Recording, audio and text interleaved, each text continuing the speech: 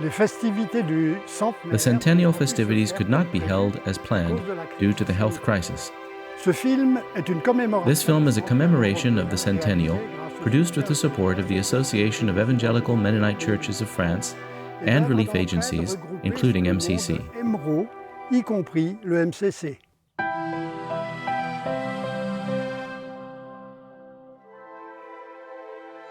Let us remember the beginnings of MCC in 1920.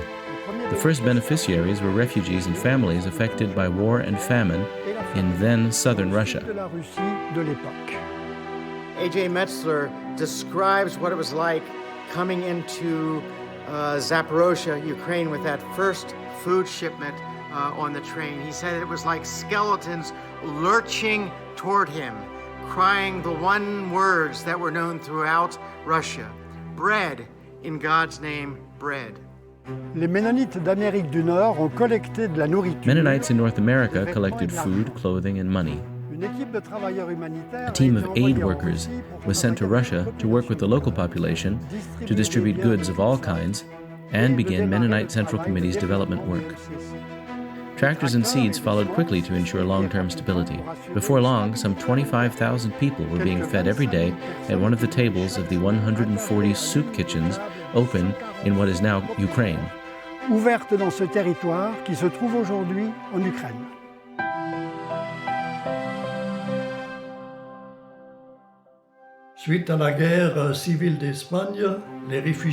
After the Civil War in Spain, Spanish refugees were interned in France, which was not the best place for children. MCC started to build children's homes to provide nutrition and a supportive environment for these children. N'étaient pas trop bien nourris et pour leur donner un autre cadre de vie.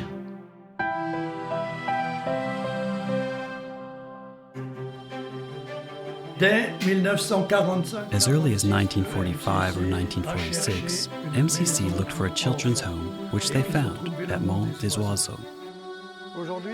Today, the institution is part of the AEDE. It's a medical and social services organization serving over 1,500 people in 28 locations. J'ai fait plus concrètement connaissance avec le MCC. I became acquainted with MCC in 1946 when I was 19 years old, and 3 young Americans came to our home in Munzenheim to help us rebuild our house, which had been partly destroyed by a bomb. Reconstruire notre maison qui était en partie détruite par une bombe.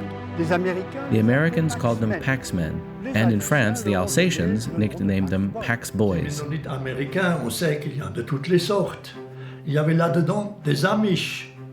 What was so remarkable was the many different kinds of American Mennonites who came. There were all kinds. There were some Amish, there were conservative Mennonites, there was a married couple in leadership.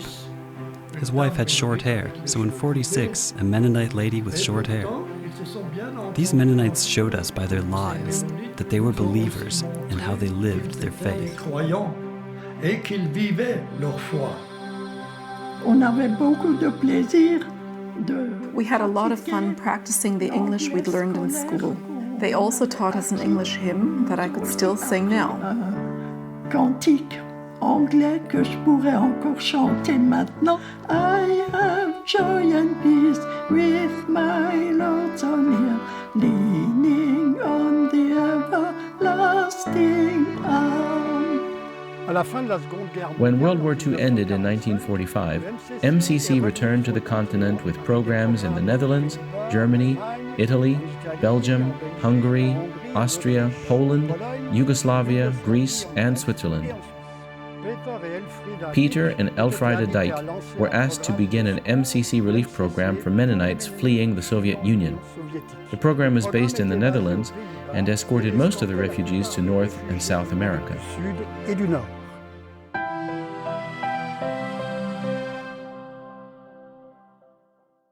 In 1950, the Visitor Exchange Trainee Program began as an outgrowth of the European Relief Program in the late 1940s.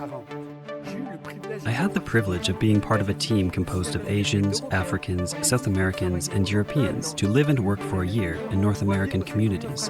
To be able to be a part of this international Christian community was an unforgettable experience for me. The Universal Church became concrete before my eyes, and above all, I realized that I was part of it.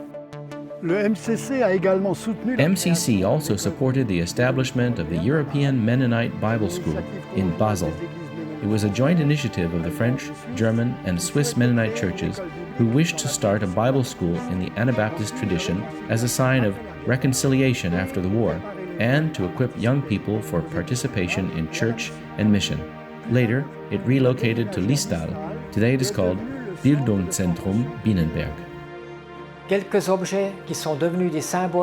Some objects that have become symbols are, for example, this can of beef, pork, or other meat. Since the 1950s, it has been sent all over the world. In Belgrade, they called it a Mennonite. Give me some more Mennonites, they said. Un Mennonite.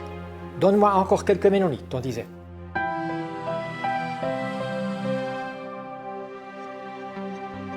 After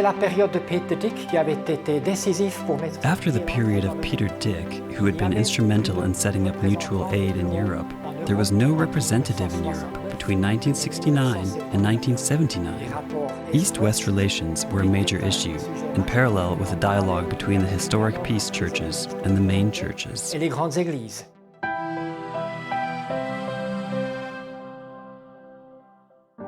Dans les années 80, in the 1980s, the thousands of returning Russian German Mennonites were of concern to Mennonites in Germany and the Netherlands, and MCC continued to support this work.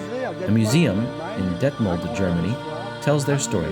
About 42,000 of them attended Mennonite and Baptist churches today. For some, the work of MCC was a model of the Anabaptist vision. De la vision anabaptiste. It was from 1984 to 1986 that we left for Zaire, now the Democratic Republic of Congo. We left because we did not want to do military service, but rather to serve for 2 years and to be useful in this way. The relationships we developed at that time have lasted. Beginning 20 years ago, we organize a camp there every 5 years for young adults from Europe.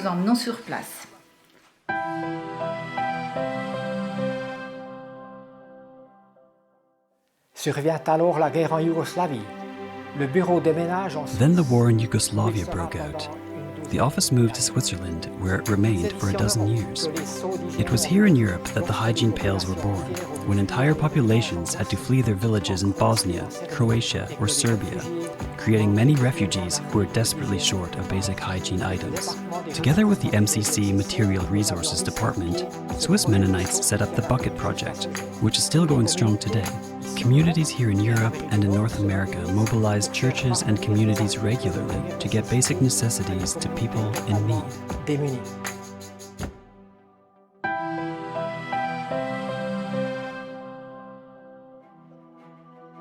De 2019 à 2020, j'ai eu le privilège et la joie. I had the privilege and joy of participating in the Yamen program, which gave me the opportunity to serve God in Tanzania at a school for youth with disabilities, a rich and formative experience that marks a key point in my life.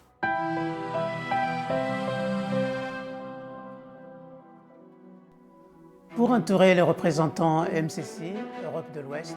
To support MCC representatives for Western Europe, we are a team of 8 people from several European countries.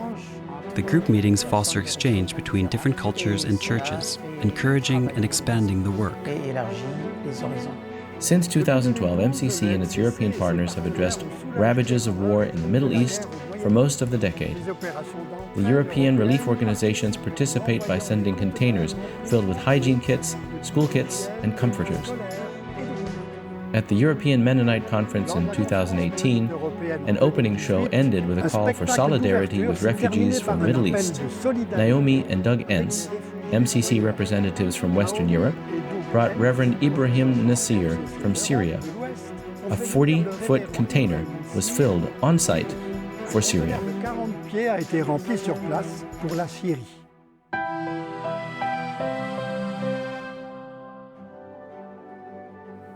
Since mid-2020, we have been representing MCC in Western Europe and are currently living in Jordan.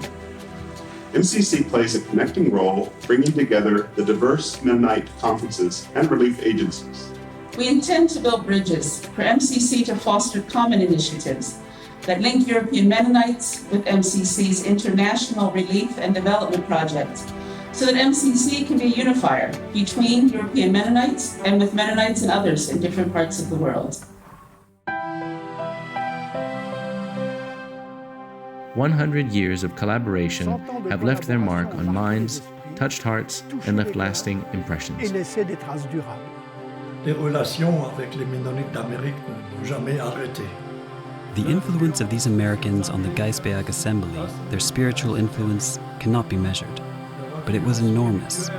With their good humor and earnest way, they gave us courage to start a new life as a whole congregation.